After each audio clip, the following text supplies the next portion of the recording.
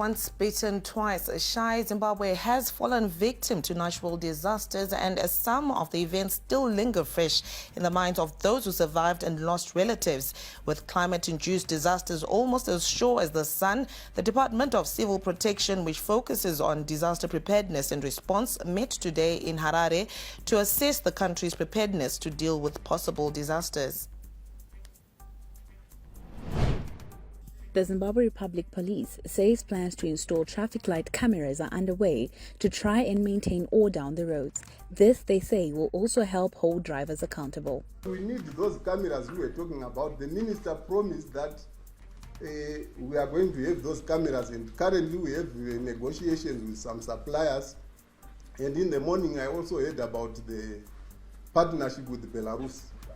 So I believe that one is going to help us so that we have gadgets at each and every intersection and also along with the highways. A representative from the Ministry of Mining also noted that the Red Wing mine disaster must be avoided in future. While all trapped miners were rescued, the ministry says response to these situations can be improved if resources are increased. We want to save lives. Our challenge is that we don't have the vehicles to be visiting all those mines. As you know, everyone is into mining. In the same meeting, the Environmental Management Agency, EMA, said the waste management program within Harare was currently ongoing, with over 120 tons of rubbish having been cleared up. However, lack of social responsibility among community members has seen progress being stalled. Dump our waste in illegal points because the waste is not going to be collected. And as such, we are going to have the disease vectors multiplying and going on. And we can't have the government resources going to the same place. We can't justify that kind of intervention.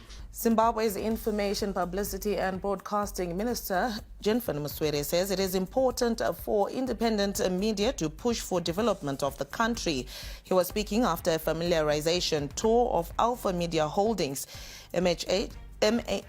AMH are the publishers of Newsday, The Standard, and Zimbabwe Independent. The visit also explored ways to further strengthen relations between government and the media industry. We need to work together with the private sector media for us to be able to build the nation.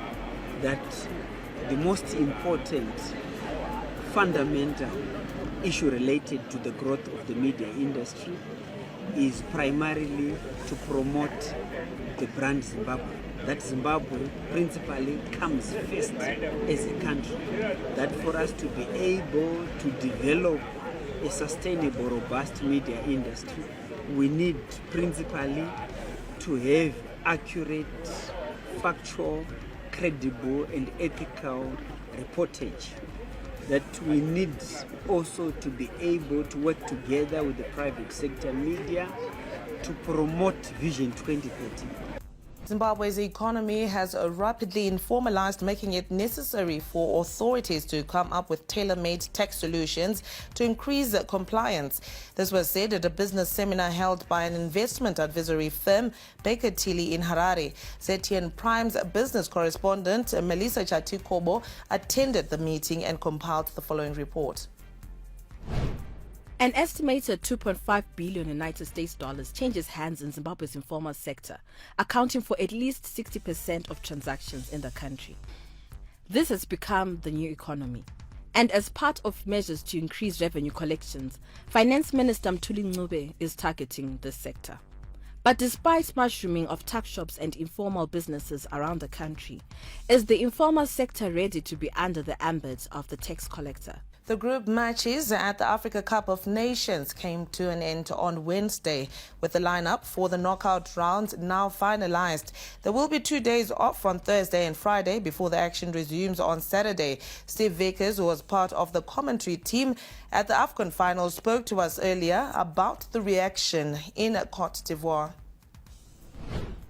Well, there were crazy celebrations all around the country last night, more so here because this is where the Elephants' dramatic late qualification was engineered. They needed Morocco to beat Zambia to progress as one of the best third-place teams. Morocco did beat Zambia by 1-0, and the fans here in San Pedro just did not know how to express their joy. Ipapo pa ZTN Prime, DSTV channel 294, the place to be.